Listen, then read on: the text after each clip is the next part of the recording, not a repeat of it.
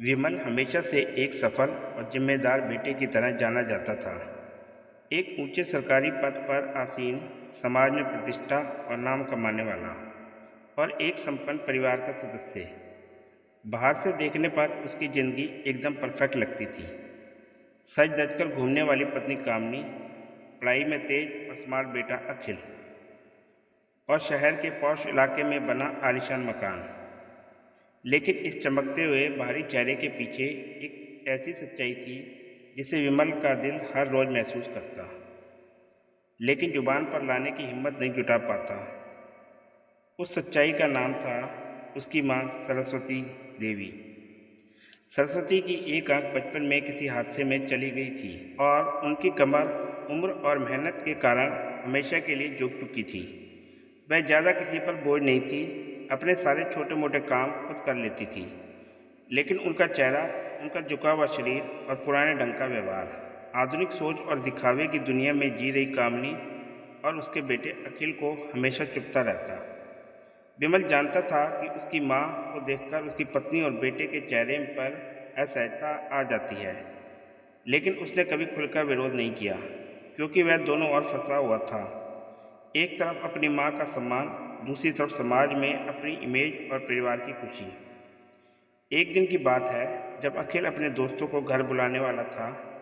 जैसे ही दोस्तों के आने का समय करीब आया, उसने ड्राइंग रूम में बैठी अपनी दादी को देखा और चिढ़ते हुए बोला, दादी आप ऊपर कमरे में जाओ, मेरे दोस्त आने वाले हैं।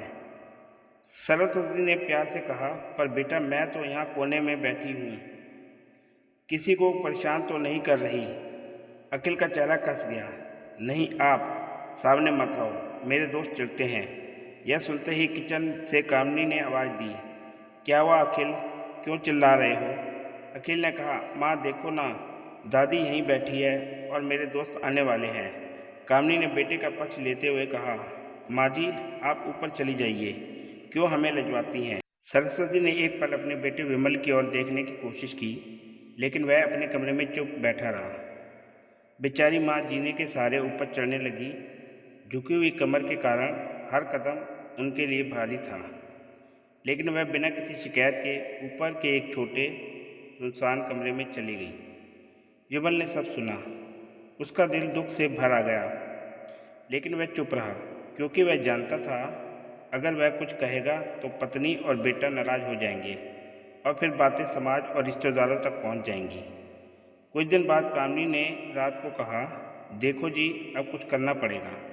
कल कलेक्टर साहब की पत्नी आई थी। माँ जी ने उनसे अपने देसी ढंग से बात की। मुझे तो शर्म आ रही थी, बताते हुए कि मेरी सास है। मैंने कह दिया कि दूर की रिश्तेदार है, इलाज कराने आई है। विमल की आंखें भर आई, लेकिन होठ चुप रहे। सरस्वती अपने बेटे के मन को पढ़ सकती थी।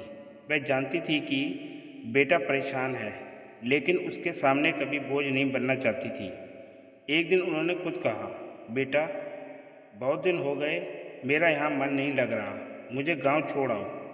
विमल ने हैरानी से कहा, पर माँ वहाँ तुम्हारा ख्याल कौन रखेगा? सरस्वती बोली, अरे गांव वाले हैं, तुम्हारे मामा जी हैं, मैं समझ जाऊंगी। कामनी के चेहरे पर संतोष था। उसे जैसे मन की मुराद मिल गई। विमल जानता था कि गांव में माँ की देखभाल करने वाला कोई नहीं है, लेकिन पत्नी की खुशी के लिए उसने माँ को वहाँ छोड़ आने का मन बना लिया। जाते समय उसकी आंखें नम थीं, लेकिन उसने अपने भाव दबा लिए, और शहर लौटकर उसने एक अजीब सा सुकून महसूस किया, क्योंकि अब घर में कोई असहजता का कारण नहीं था। कुछ महीने बाद अमेरिका में रहने वाला उसके चाचा डॉक्टर रमेश भारत आए। वह बचपन में ही मिले थे, और अब इतने सालों बाद लौट कर आए थे। घर में खुशी का माहौल था। डॉक्टर रमेश ने आते ही पूछा, विमल भाभी कहाँ हैं? कामनी ने सहजता से कहा, वो गांव में रहती हैं, यहाँ उनका मन नहीं लगा। रमेश ने विमल की आंखों में झांका, लेकिन वह नजरें झुका गया। अगले दिन रमेश ने तय किया कि वह गांव जाएंगे। वहां पहुंचकर उन्होंने देखा सरस्वती तेज बुखार में एक पुराने पलंग पर अकेली पड़ी थी। उनके कपड़े मैले थे, चेहरा पीला और कमरा वीरान। रमेश के हाथ कांप उठे। उन्होंने माँ के पैर छुए और रो पड़े। भाभी ये क्या हाल बना लिया है आपने। फिर गुस्से से विमल की ओर मुड़े। वह बेटा, तूने तो कमाल कर दिया, अपनी माँ को इस हालात में छोड़ दिया और तुझे शर्म भी नहीं आती। सरस्वती ने बेटे का बचाव करते हुए कहा, नहीं देवर जी, यह मेरी जिद थी, मैंने खुद आकर रहना चुना। रमेश ने सख्ती से कहा, मुझे सब पता है। बहू, तुम्हें अपनी सास की शक्ल पसंद नहीं थी, उनकी कमी से समाज में शर्म आती थी, है ना। कामनी चुप रही, आंखें झुका ली। रमेश ने विमल की ओर मुड़कर कहा, क्या तुझे पता है, जब तू 1 साल का था तू छत से गिरा था। तेरी एक आंख खराब हो गई थी और रीढ़ की हड्डी में भी चोट आई थी। तेरी इस माँ ने अपनी एक आंख और बोन मैरो देकर तुझे नया जीवन और ये सुंदर चेहरा दिया। आज तू उसी माँ को इस हाल में छोड़ आया।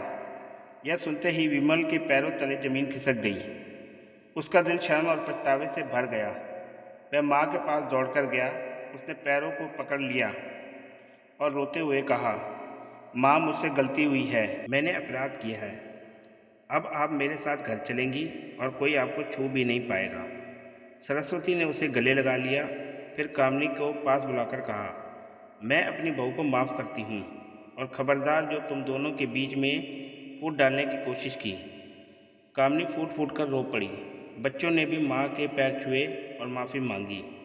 उस दिन के बाद से वह घर सच में एक घर बन गया, जहाँ माँ का आशीर्वाद, बेटे के पछतावे और बहू की सच्ची माफ़ी ने रिश्तों में नई जान भर दी।